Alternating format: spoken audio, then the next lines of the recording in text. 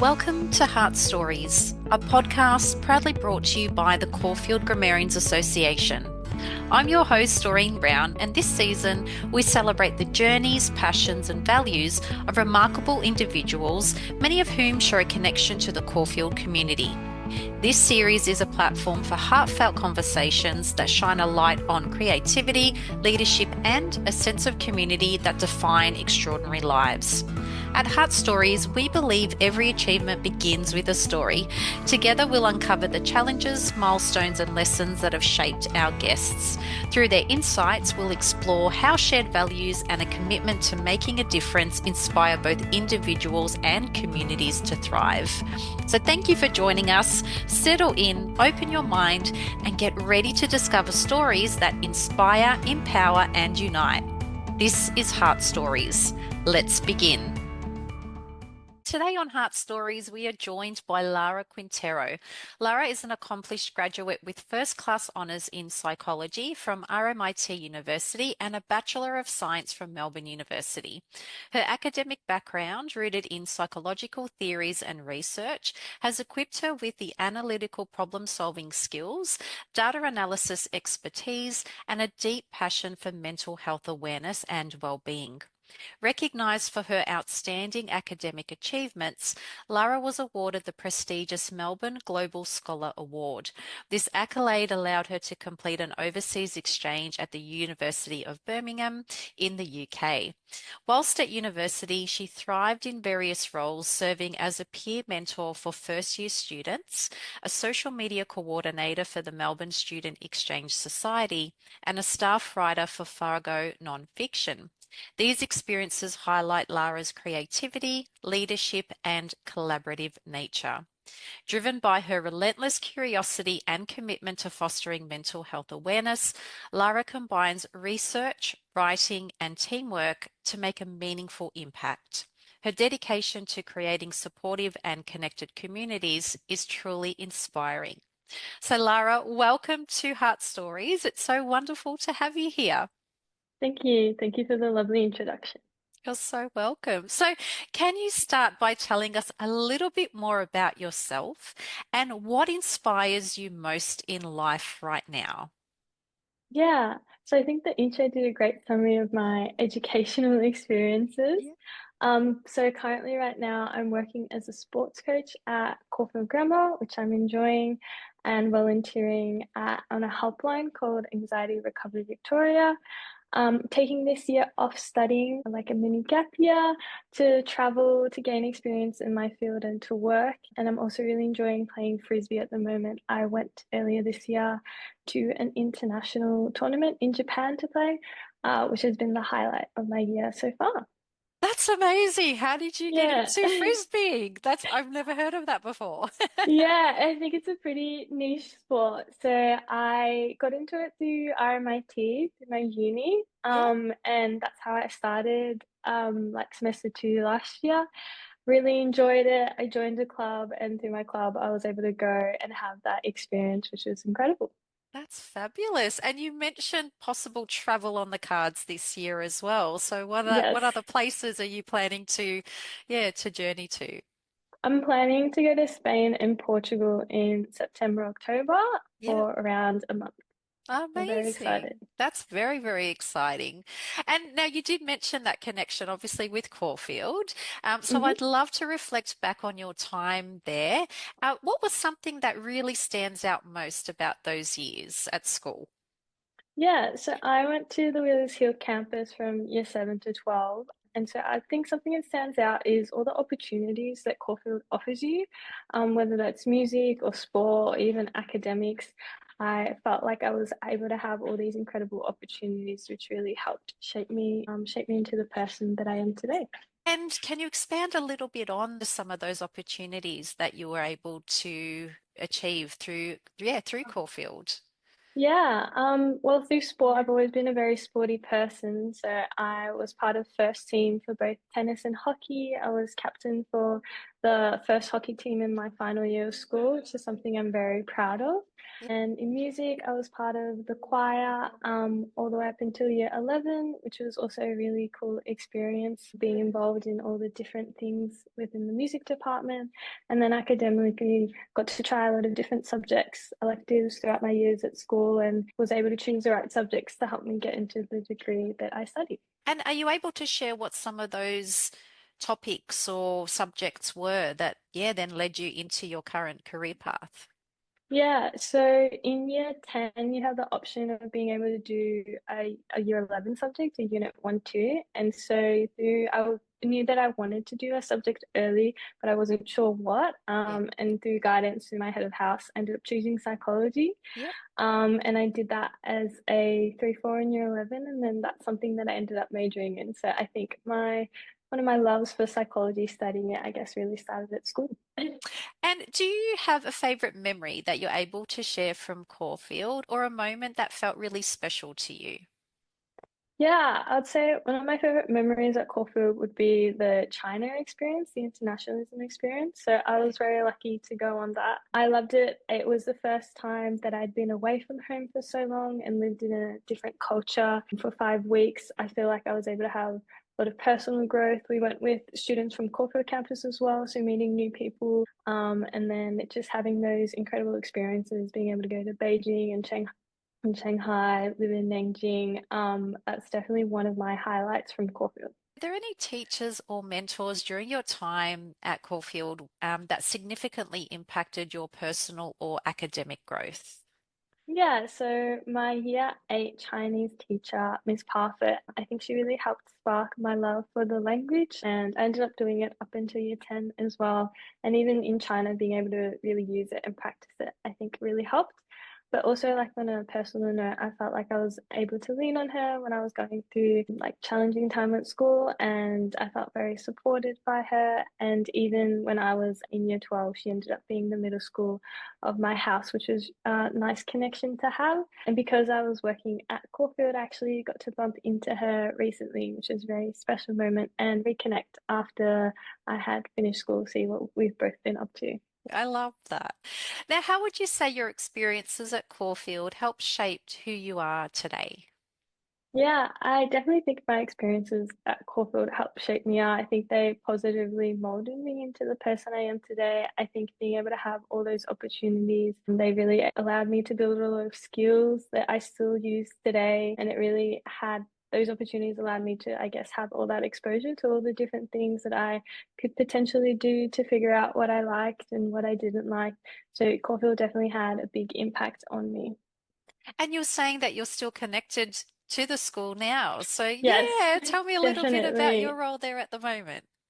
Yeah, so I'm working as a sports coach at Caulfield at the moment. So because I graduated in 2019, 2020, and 2021, as you know, was during lockdown and COVID. Yeah. So kind of once that all cleared up, I was able to start coaching. So I coach tennis in the summer and hockey during the winter. And I also coach primary throughout the terms as well, different sports.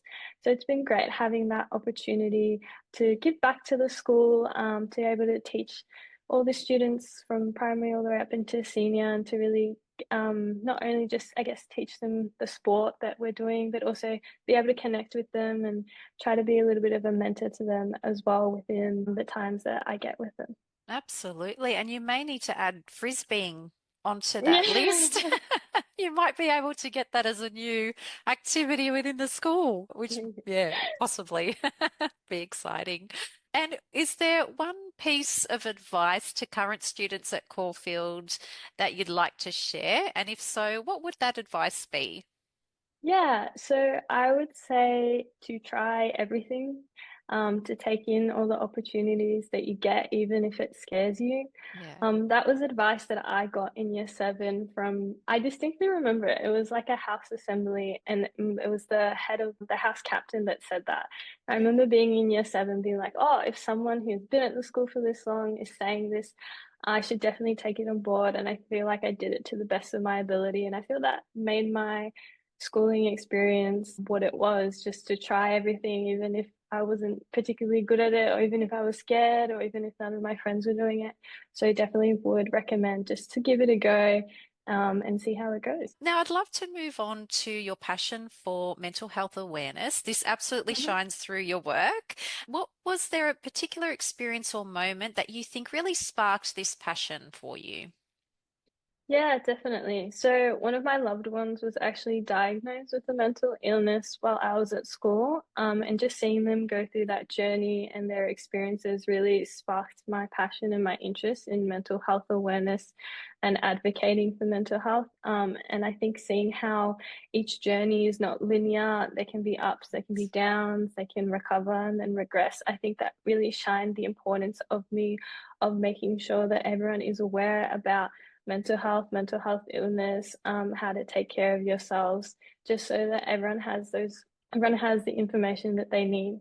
Yeah, and the support, right? Support is Definitely. really, really important in that too. So, you completed an exchange at the University of Birmingham as part of your Melbourne Global Scholar Award. And this sounds incredible. How did that experience influence your goals or perspective on mental health advocacy? Yeah, that's a great question. So my exchange was definitely a transformative experience, both academically and personally. But I guess in regards to like mental health advocacy, being immersed in a different culture and seeing how mental health is understood and approached in a broader global context, I think was really important.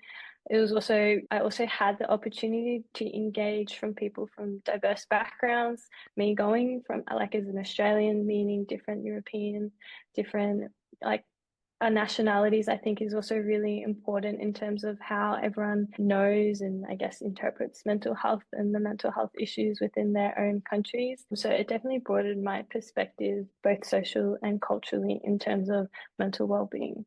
Yeah, and just really seeing it through the eyes of, as you said, other cultures and other people really gives you a different perspective on it from where we're based right here in Australia, Yeah, right? yeah, It's quite exactly. interesting. Yeah.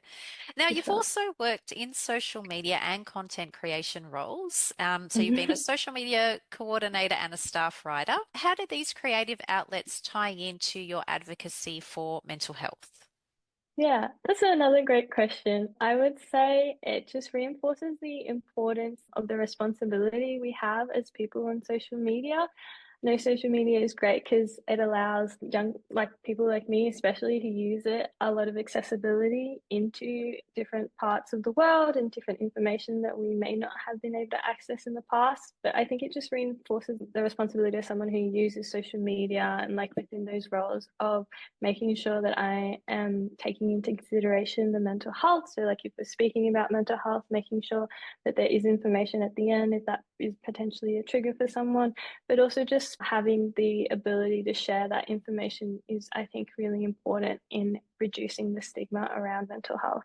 I think with social media as well, mental health is a huge part of that, right? Because we tend to kind of Definitely. see snapshots of all the good and yeah, not all of Yeah. it's necessarily, that great in the real world. But yeah, I think that's a Yes. really important connection as well when it comes to social media is that people's mental health really, yeah, needs to come into play with that too. Love it. Yes. Yes. Definitely. Now, balancing psychology and creative roles is fascinating. How has your academic background in psychology informed your approach to digital content creation or advocacy? Yeah, so I would say having a background in psychology, I guess, really informs my approach to digital content creation, in the Yeah. sense that studying psychology, studying how people work, how the mind works, can really help in terms of what I'm posting to see if it really resonates, help it resonate with people, but also being like culturally sensitive as well is really important. And having that ability to use my background in whatever content I'm creating, I think can be really helpful, and also spreading awareness around mental health, and doing it in a manner that is accessible for everyone. Yeah, and I love that connection because essentially social media is connecting with humans. It's Yeah. connecting with people. So having that Yeah. understanding and having that background in psychology most definitely plays a huge part and role in digital creation and content and social media as well. Now, Great. you've built a really impressive career as a young alumni. What role has a community like Caulfield Grammarians Association played in your success and growth? Thank you. So I would say having a community like the Caulfield Grammarian Association is great. I know a lot of schools don't have, I guess, that continuation after school. Yeah. So I love that Caulfield does because it, as you said, it's a community, it's an opportunity to network, opportunity to learn from alumni, like these conversations that we're having, that both young, old, and I think it's great to have that opportunity to able to connect with a community that has shared values and shared experiences of going to a school like Caulfield. Now, is there a lesson you've learned recently that you think young professionals or students could benefit from hearing? Kind of similar to your story that you shared when you started year 7 and that really important, tip that was given Yeah. to you. Is there anything that you are able to share that might be able to help someone else? I think I echo that statement with try new things. I think even when you finish school, sometimes it can be a bit daunting to try new things Yes. because within school you're a kid and Yeah. learning can come potentially a lot easier. So I think even now as a young adult, it's really important to try new things, say yes to things that excite you. I recently did that with frisbee. I was like, this seems like a really cool niche sport, and I've loved having that opportunity to improve, even though at the beginning of starting something that you've never tried before, it can be disheartening Yeah. because you're not good at it and everyone else around you seems really good at it and does it with such ease. But I just think just trying new things is a great way to network as well, to meet new people and to try something that you never know you love that will open doors and opportunities like Frisbee did for me. Yeah. After this conversation, I'm going to be looking into, getting involved Yeah. in with frisbees. Like I feel something I could definitely try. May not Yeah, be no, good at as you definitely. said to begin with, but hey, why not? It's No, yeah, No, definitely. Frisbee, I think, has really allowed me to have a community, I think, outside of university and outside of, I guess, my schooling friends as yeah, well. And I think that's really important, like just tying in with mental health of having a community around you, having people that support yes. you and doing a sport that you like and enjoy. I think that's really important because your physical health also ties in with your mental health. Again, with mental health, it is a deeply personal and evolving topic. How do you stay inspired and care for your mental health while advocating for others? We've touched on community and being involved, Mhm. in sports and things like that. That really helps. Is there anything else that you think really contributes to that? Yeah, for sure. I think that within mental health and that space, taking care of your mental health, having boundaries is really important. So while saying yes to things that excite you and that you want to do, just taking care of yourself and making sure that you know your boundaries. It's okay to say no if you don't actually feel well, if you don't feel mentally well or physically well, but also making sure that you are doing lots of self-care things when you need it. And that could be simply going for a walk, reading a Yeah. book, watching TV, watching a movie, or catching up with friends. Just making sure that you're still doing things that fill up your cup so that you can give back to the community, whether that's through the work that you're doing, through volunteering, or just whatever you end up pursuing. I think it is really important to make sure that you are well so that you can help others. Great advice. Now, looking back at your meaningful work so far, what's been one moment or accomplishment that's brought you the most pride? So, the thing that's brought me most pride, I guess, academically would be going on exchange and then that being part of my completion of my bachelor's at the University of Melbourne. Going on exchange, I'd really wanted to do it since I found out that that was an opportunity. And I think the scary thing about it was, I guess, the fear of the unknown. I had no Yeah. idea what my life was going to look like, the people that I was going to meet. I knew what subjects I was going to do because I picked them, but you never know how different universities work. Even overseas, they work differently, as I found Yeah. out. And so I was really proud of myself for not even getting through that experience, but really thriving and taking on all those opportunities that I had. And I got to travel a lot as well, which is something that I'd always wanted to do around Europe. And so that was pretty special experience, not only solo traveling, but traveling with my friends as well. It was a great way, I guess, to be able to commemorate that time. And then coming back and graduating, that was also something I'm very proud of. I think people sometimes forget that even just graduating university is something to be really proud of yourself for because not everyone actually finishes uni. And Yeah. people drop out, they do different things. And so I think for me personally, that was a big achievement of mine, and not even just finishing, but actually doing well and doing something, finding something that I loved. Now, from your perspective, what does it mean to leave a legacy as a mental health advocate and as a young alumni? Yeah, that's a great question. I think leaving a legacy means people still having those conversations even once I've passed through the certain community, and making sure to still continue to have those important conversations. And even I guess at school we had I was on the committee, and I was on one of like the well-being portfolio, and we really started to push for mental health and mental well-being within school, especially as a year 12. And from what I've heard, Caulfield has really embraced that culture since I finished school, and really taken on that in the sense of making sure that students are well and having different things like that. So I guess to see that, and hopefully having that continue on in the different communities that I'm part of and in different spaces that I touch, I really would love for people to continue those conversations. And so, Lara, what's next for you? Are there any other projects or dreams that you're especially excited about pursuing in the near future? Yeah, so I'm planning to start my master's next year, which I'm very excited about. Excellent. So I'd be doing a master's of psychology in either sport or education and developmental psychology.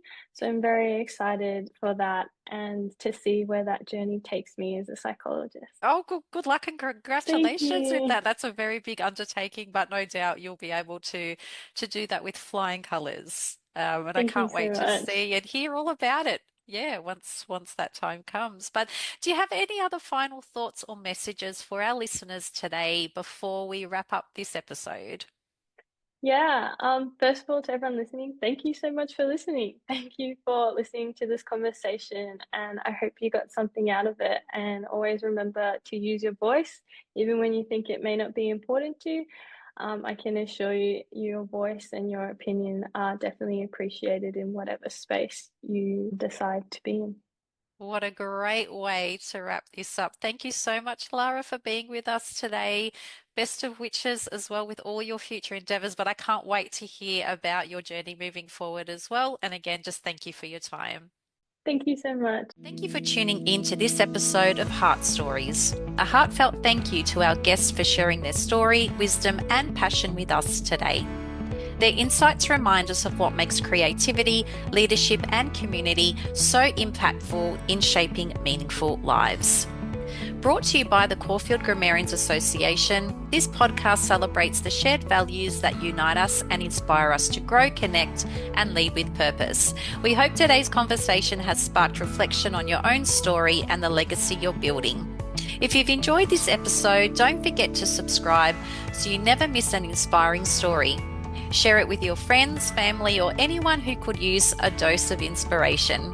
And be sure to join us next time for another powerful conversation with a guest who has a story worth telling. But until then, take care, stay curious, and continue making an impact.